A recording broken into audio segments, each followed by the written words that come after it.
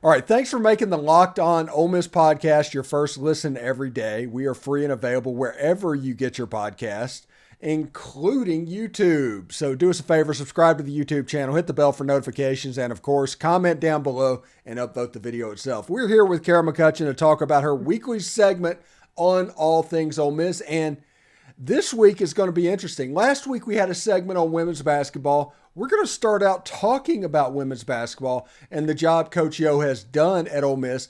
They lost by, I think, 7 or 8 points at LSU, but LSU was like third in the nation. Their only loss was to South Carolina, who's blowing everybody out. This is a good basketball team, but Ole Miss went down there and performed relatively well, I think.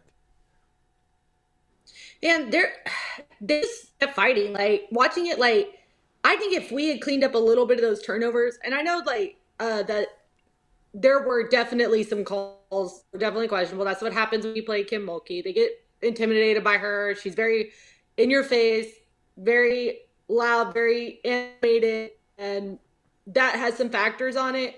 But I think that turnovers were just a huge thing in that game. But despite those, they really just kept staying in that game. It wasn't until the third that there started to be just a little bit of that pull away from LSU. You know, it's getting to the point in these Coach O games. Ole Miss is going to get one of these. One of these days it's gotten to that point where it can be expected that it's going to happen. Not hope that it happens. It can be expected it was going to happen. And honestly, it would not surprise me if Sunday the Lady Rebs pulled that game off, or some other extremely top crust SEC team that Ole Miss absolutely gets, because this Sunday is the biggest game in women's basketball history at the Pavilion. South Carolina comes to town undefeated. They've been beaten. They beat this LSU team by 20 points. This is a team with WNBA players sitting on the bench. It's unbelievably good. And it's at the point where, okay, Coach, bring it. Bring them on in, because we're going to be okay. So I know Coach A, as you said, had I'm using these next two games, like LSU last night and South Carolina Sunday, as kind of a measuring stick of where we are, where this team is. But I also say I think Coach O is ready. I think that LSU game showed her what they needed to fix to get ready for Sunday, right? So, like I said, turnovers, huge. We have to fix the turnovers. Some of the shots were wild. We got to hit some of those. We sat on the clock for a little bit, let it down. Got to fix there. They got to have to play perfect on Sunday. Let's be honest. They have to play absolutely flawless on Sunday. But man, this team, they're fighting. And I know I'm not a moral victory person, but it's really kind of hard not to be right now with them. It's coming. This program is just going insane. They're a force. They're a vibe. Like, Coach Show just really needs all of our support. We all need to be there. We need to be watching. And I know I say that living in Texas. I'm sorry, but we need to be, if you can't be there in person, be watching. Be supporting this team. They need us behind them. It's a huge game. Yeah, it's absolutely massive game. And you are absolutely correct. I'm in Central Florida and can't make it to Oxford, but if you are nearby, go to the game. If not, I will be watching it on TV that day, because it should be a lot of fun.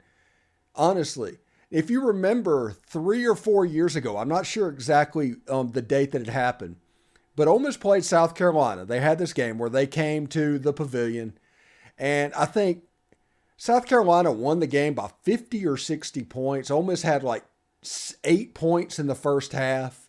It was at the lowest of the low of the Ole Miss women's basketball program. But this team is slowly chugged, and they've built, and they built, and they built.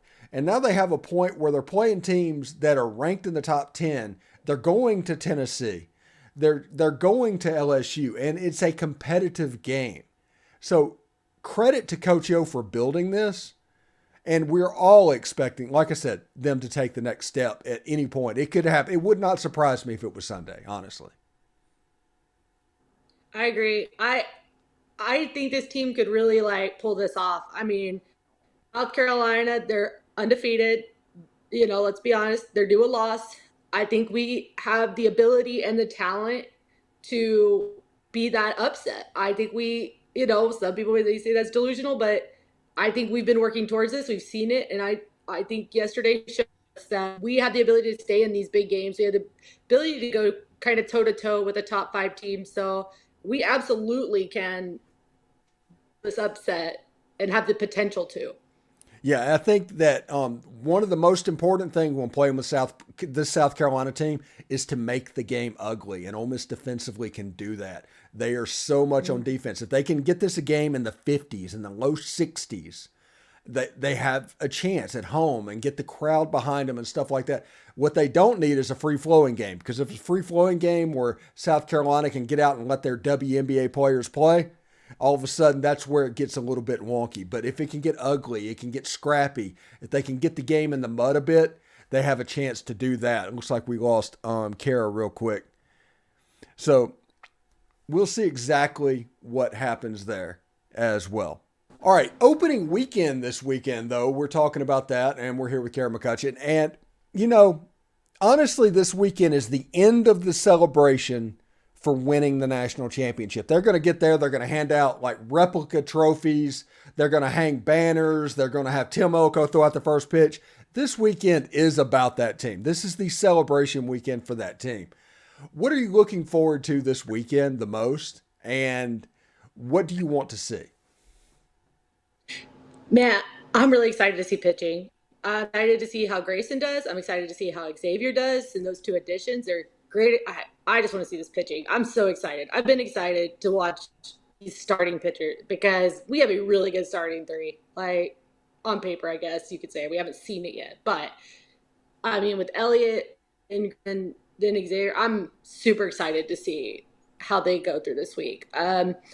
I'm kind of excited to see our lineup and the changes there without Elko, without a few of those guys that have left.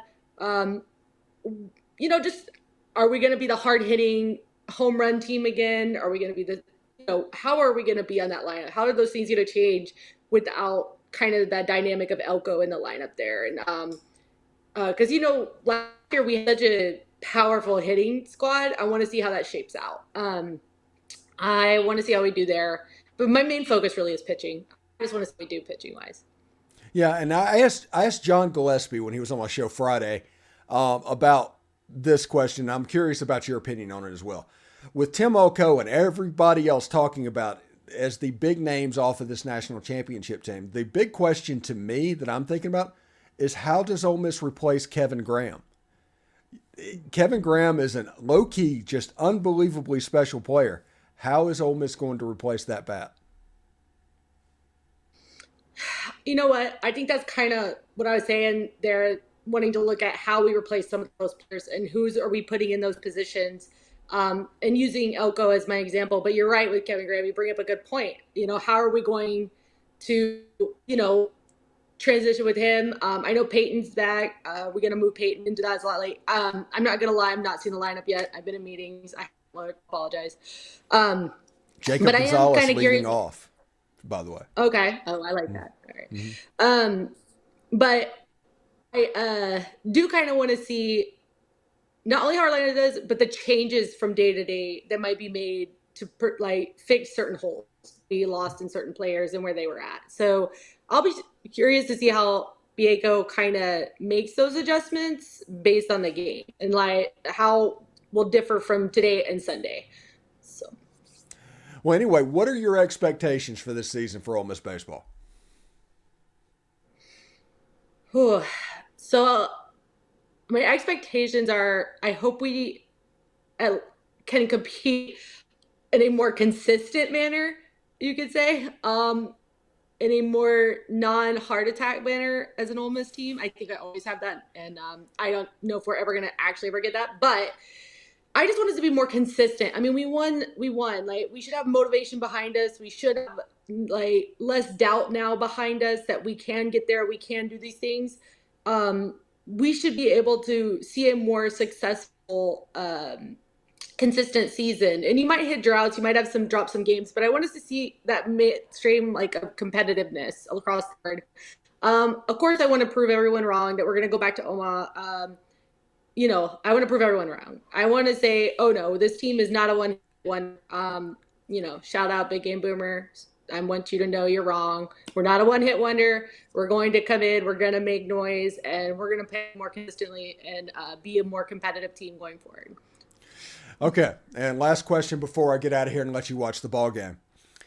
With Ole Miss winning, and you know how fatalistic Ole Miss fans have been, the Tennessee Tech game, over and over, whenever things started going bad, there was almost like a nervous energy that would overtake Swayze, or it's just a fan thing that they had, a very fatalist view. Do you think Ole Miss winning this national championship, that goes away, first of all, and second of all, Ole Miss is poised to make a run? So if I'm understanding your question, what you're asking is the fan perspective side and how last year might have affected the fan base. Oh no, I think we're all going to be so much worse. Honestly, I think we are going to be absolutely horrible because we won. Like I think, and that's me saying that about myself as well. I think our expectation, like, it's not going to be, oh, let's calm down. Last year was this. I think our expectations are going to be, oh, no, because of that, we should be seeing this because they're capable of it. Like, we finally have a team we can get by and see this continued success. And that's what we've been wanting as Ole Miss fans. So, like, do I see us I think winning might have made us monsters. I'm going to be honest. I think winning definitely might have made us monsters. But I think we're good monsters for it. I think we should want that. We want to see these programs. We want these things. So if I'm answering you correctly, do I think that had any impact on us? I think it just probably made us worse. But I think it's a good thing. Okay. All right. Thanks again for making the Locked On Ole Miss podcast your first listen every day. Make sure you check out our brand new podcast, Locked On College Basketball. It's got everything you need to know about college basketball in one place.